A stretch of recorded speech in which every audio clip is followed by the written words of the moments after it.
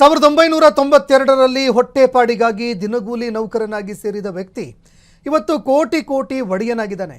ಕೇವಲ ಸರ್ಕಾರಿ ಸಂಬಳ ನಂಬಿಕೊಂಡ್ರೆ ಇಷ್ಟೊಂದು ಆಸ್ತಿ ಮಾಡೋದಕ್ಕೆ ಸಾಧ್ಯನಾ?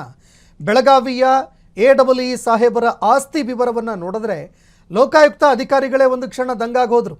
ಕೆಜಿಗಟ್ಟಲೆ ಚಿನ್ನ, ವಜ್ರದ ಹಾರ, 10 ನಿವೇಶನ.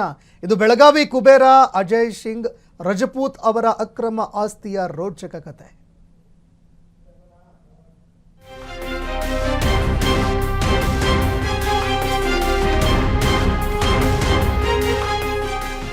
ಕೈಯಲ್ಲಿ ಹಿಡಿದಿರೋದು ಕೇವಲ ಬೆಳ್ಳಿಯ ಪದಾರ್ಥಗಳಲ್ಲ, ಇದು ಭ್ರಷ್ಟಾಚಾರದ ಬೆಳ್ಳಿ ಬೆಟ್ಟ. ಲಾಕರ್ ತೆರೆದರೆ ಸಾಕು ಕಣ್ಣು ಕೋರಿಸುವ ವಜ್ರದ ಹಾರಗಳು. ಇದು ಬೆಳಗಾವಿ ನಗರಾಭಿವೃದ್ಧಿ ಕೋಶದ ಎಇಇ ಅಜಯ್ ಸಿಂಗ್ ರಜಪೂತ್ ಮನೆ ಮತ್ತು ಲಾಕರ್ ಮೇಲೆ ಲೋಕಾಯುಕ್ತ ದಾಳಿ ವೇಳೆ ಪತ್ತೆಯಾದ ಸಂಪತ್ತು. 1992ರಲ್ಲಿ ಸಾಮಾನ್ಯ ದಿನಗೂಲಿ ನೌಕರನಾಗಿ ವೃತ್ತಿ ಆರಂಭಿಸಿದ ಈ ಅಜಯ್ ಸಿಂಗ್ 2006ರಲ್ಲಿ ಜೂನಿಯರ್ ಇಂಜಿನಿಯರ್ ಆಗಿ ಕಾಯಂ ಆದ್ರು. ಅಲ್ಲಿಂದ ಶುರುವಾಗಿದ್ದೇ ಇವರ ಅಕ್ರಮ ಆಸ್ತಿಯ ಬೇಟೆ.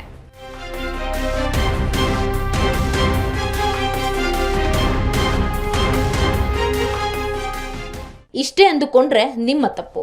ಇಂಜಿನಿಯರ್ ಸಾಹೇಬ್ರು ನೆಲದ ಮೇಲೆ ಮಾತ್ರವಲ್ಲ, ಮಣ್ಣಿನ ಮೇಲೂ ಹೂಡಿಕೆ ಮಾಡಿದ್ದಾರೆ.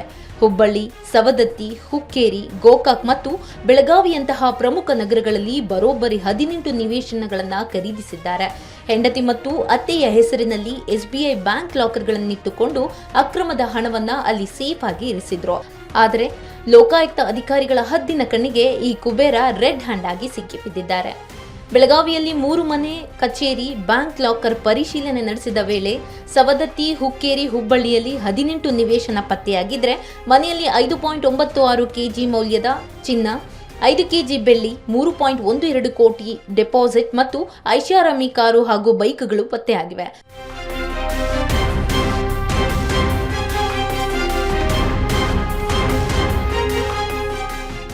ಒಬ್ಬ ಸಾಮಾನ್ಯ ನೌಕರ ಇಷ್ಟೊಂದು ಬೃಹತ್ ಪ್ರಮಾಣದ ಆಸ್ತಿ ಗಳಿಸಿದ್ದನ್ನ ಕಂಡು ಬೆಳಗಾವಿ ಜನತೆ ಬೆಚ್ಚಿ ಬಿದ್ದಿದ್ದಾರೆ. ಸದ್ಯಕ್ಕೆ 14 ಕೋಟಿ ರೂಪಾಯಿ ಮೌಲ್ಯದ ಅಕ್ರಮ ಆಸ್ತಿ ಪತ್ತೆಯಾಗಿದ್ದು, ತನಿಖೆ ಮುಂದುವರಿದಂತೆ ಈ ಮೊತ್ತ ಇನ್ನೂ ಹೆಚ್ಚಾಗುವಂತಹ ಸಾಧ್ಯತೆ ಇದೆ.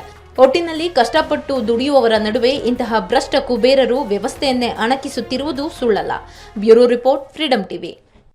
ಕ್ಷಣ ಕ್ಷಣದ ಸುದ್ದಿಗಳಿಗಾಗಿ ಫ್ರೀಡಂ ಟಿವಿ ಸಬ್ಸ್ಕ್ರೈಬ್ ಮಾಡಿ, ಲೈಕ್ ಮಾಡಿ ಹಾಗೂ ಫಾಲೋ ಮಾಡಿ. ಹೊಸ ಸುದ್ದಿಗಳ ನೋಟಿಫಿಕೇಶನ್ಗಾಗಿ ಬೆಲ್ ಐಕಾನ್ ಮೇಲೆ ಕ್ಲಿಕ್ ಮಾಡಿ.